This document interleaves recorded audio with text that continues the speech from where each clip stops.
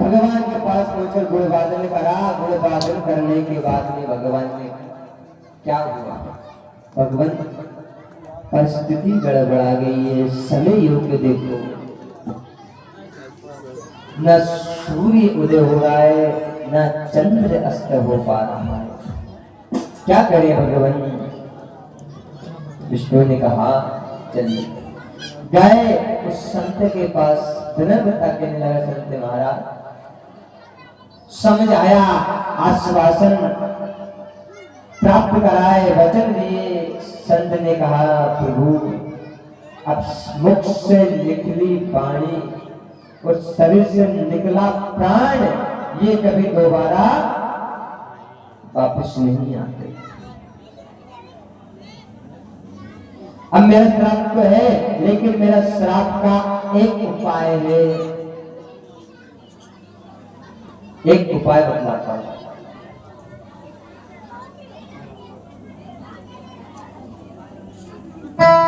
एक उपाय बतलाता हूं। भगवान ने कहा बतलाइए। यदि कोई सती स्त्री हो और अपने सतीत्व के बल से कच्चे घड़े को कच्चे धागे से कुआं में से जल भरकर लाकर यदि इनको स्नान करा दिया जाए तो मेरा श्राप प्रकट हो जाएगा।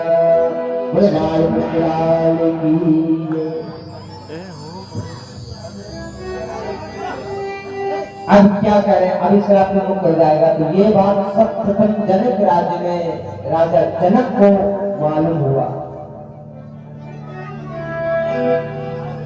अब राजा जनक को पता पड़ा कि कोई धार्मिक कार्य का आयोजन करना है, तो राजा जनक ने जितनी भी रानियां थी ना जनकपुर में, जितनी भी स्त्रियां थी सबको एकत्रित करा और एकत्रित करके कहने लगा कि जो सती सतीत्व के बल से कच्चे धागे से कच्चे घड़े को जल भरकर ला सकती है, और जो ही राजा जनक ने उन रानियों की तरफ देखा तो उन रानियों ने सारी ने नीचे नतमस्तक कर लिया, गर्दन झुका के खड़ी हो गई। राजा जनक को सन्नाटा छा गया कि ये क्या हुआ, मेरे राज्य में कोई ऐसी सती है ही नहीं।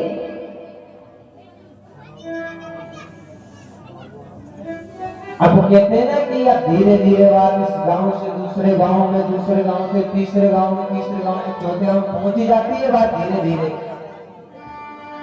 ये बात धीरे धीरे ऐसी आगे बढ़ती बढ़ती ये बात अयोध्या पहुंची।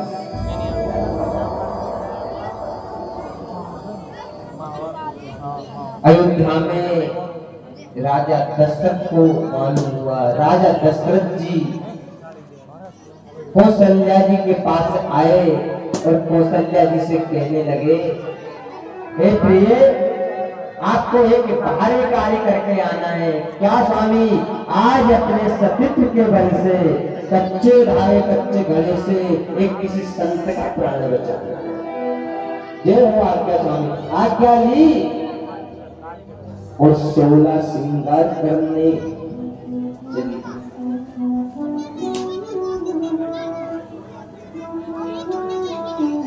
ये 16 श्रृंगार कब किया जाता है? जब पति की वृद्धि प्राप्त होती है, पति की मर्यादा प्राप्त होती है, पति को रिझाने के लिए 16 श्रृंगार किया जाता है। क्यों? अथवा मैं ऐसा श्रृंगार करूं कि मेरा वर्ण मेरा पति किसी और को न देखे। मैं इतने सुंदर अप्सरा रंभा जैसी रहूं, बिजली के समान चमकने वाली, जो मुझे देखे।